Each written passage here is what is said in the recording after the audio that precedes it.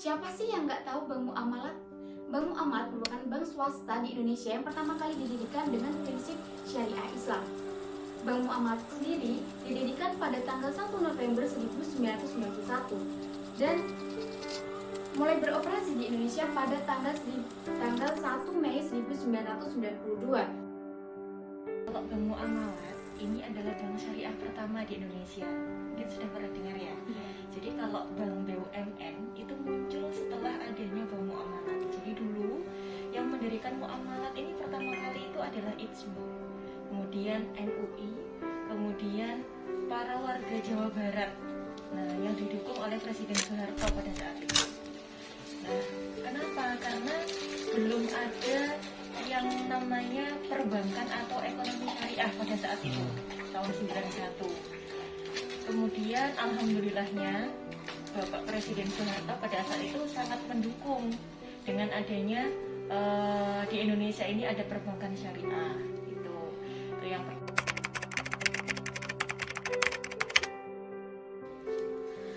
Selayaknya perusahaan pada umumnya, Bank Muamalah juga menerapkan pengendalian internal dalam perusahaannya dalam menjalankan kegiatan operasionalnya. Pengendalian internal adalah suatu cara untuk mengarahkan, mengawasi, maupun mengukur sumber daya suatu organisasi. Bagian dari sistem yang digunakan sebagai prosedur dan pedoman operasional perusahaan atau organisasi tertentu disebut dengan pengendalian internal. Sistem pengendalian internal pada umumnya digunakan perusahaan untuk mengarahkan operasi perusahaan dan mencegah terjadinya penyalahgunaan sistem.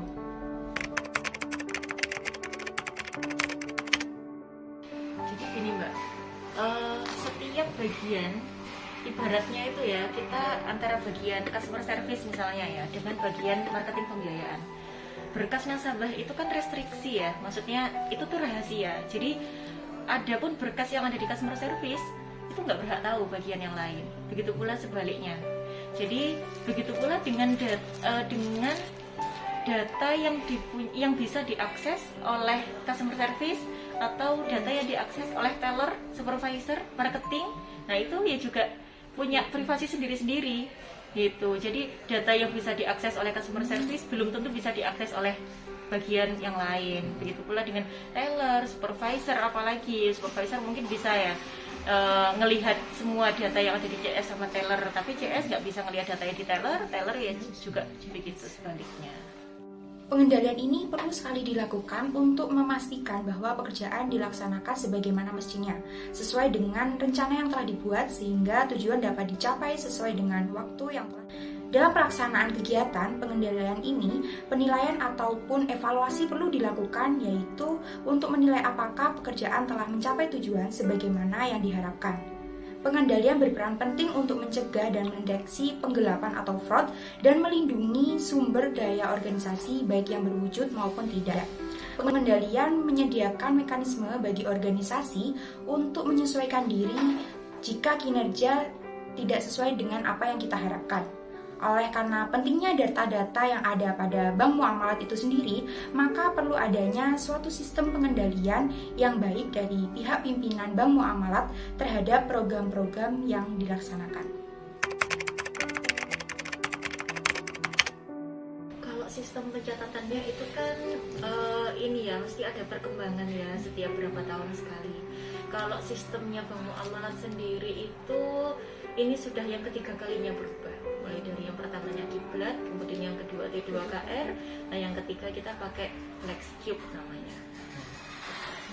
Kalau misalnya yang pertama kali itu yang kiblat ya, pertama kali Muamalat berdiri itu mungkin lebih ke apa ya? Amat sangat sederhana kalau menurut saya ya. Karena pencatatan misalnya kalau misalnya mau rekonsiliasi data yang ada di sini, nah itu mesti pusat harus minta dulu gitu, ibaratnya kayak gitu. Nah tapi kalau misalnya sekarang itu serba online semuanya, jadi nggak usah tanya sini mereka mau menarik data berapa untungnya sini, berapa asetnya sini, ya tinggal tarik data aja.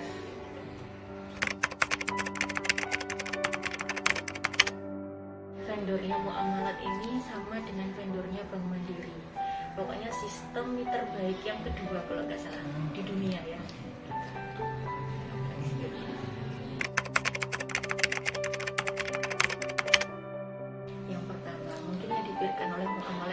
sistemnya, mungkin harganya ya. Nah, mau nggak mau yang namanya meskipun kita ini pengennya dakwah gitu ya, mendakwahkan bank syariah, tapi yang namanya perusahaan pengennya untung kan ya gitu. Nah jadi mungkin yang diberikan itu, dan lagi belum tentu juga yang pertama itu kita cocok gitu kan ya. Artinya kalau misalnya mereka memberikan fasilitas apa, belum tentu fasilitas itu dipakai semua dengan kita gitu. Nah rasanya mungkin kalau pilihannya yang kedua itu menurut muamalat itu fasilitasnya itu sudah cocok dengan kebutuhan. Nah kebutuhan kami itu secara internal dan juga mungkin secara ekonomi, secara ini harganya ya juga cocok.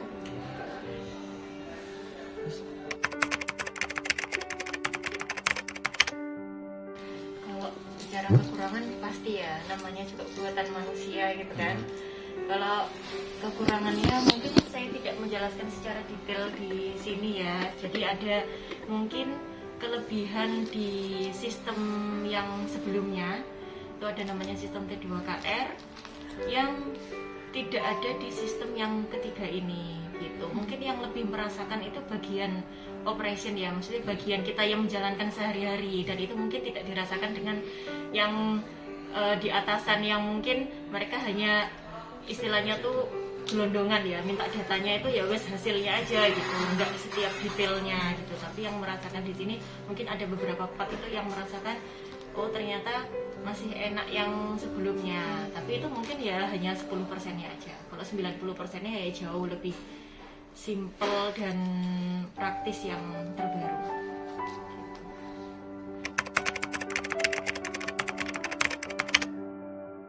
Kalau menjaga, jadi kita itu menerapkan gini Mbak, clean desk.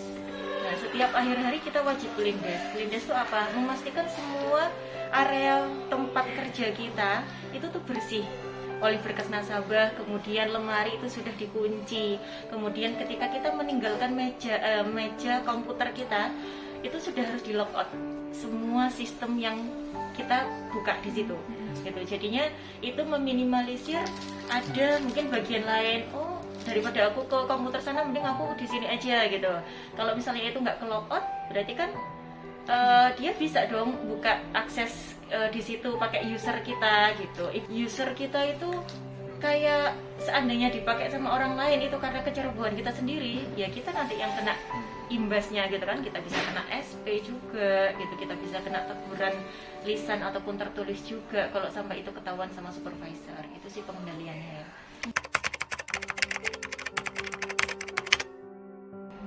Selama ini ya, alhamdulillah ya Mbak ya, belum pernah. Jangan sampai itu ada, tapi entah ya kalau misalnya di cabang lain. Tapi kalau di cabang Jember alhamdulillah belum pernah ada.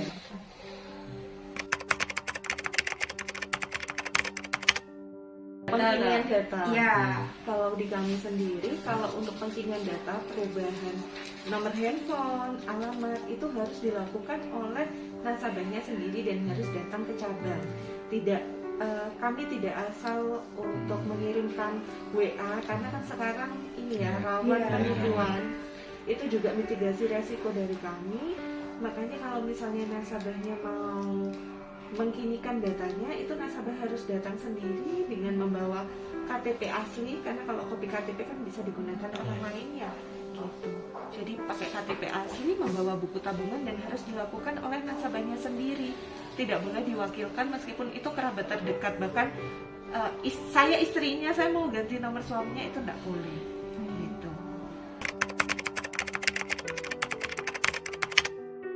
Kalau sekarang itu kejahatan perbankan, orang takut ini ya install mobile banking karena takut disalahgunakan. Kalaupun harus install mobile banking, itu harus nasabahnya sendiri karena nomornya harus yang ada di HP ini. Di HP kita nggak boleh HP-nya ada di HP-nya Mbak Cindy ya, aplikasinya ada di HP saya, itu nggak bisa karena dia otomatis SMS notifikasinya itu masuk ke HP yang diinstal. Insya Allah lebih aman juga. Kemudian kalau misalnya terblokir atau teruninstall, itu nasabahnya harus datang ke kami.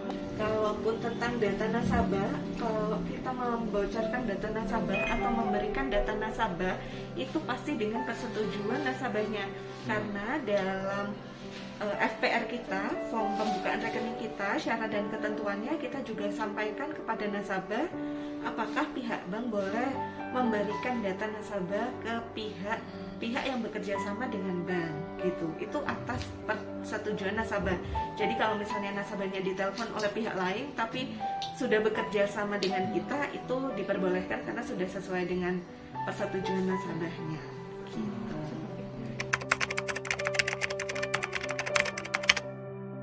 Terdapat beberapa tindakan dasar yang harus dilakukan untuk menjaga kerahasiaan dan informasi sensitif.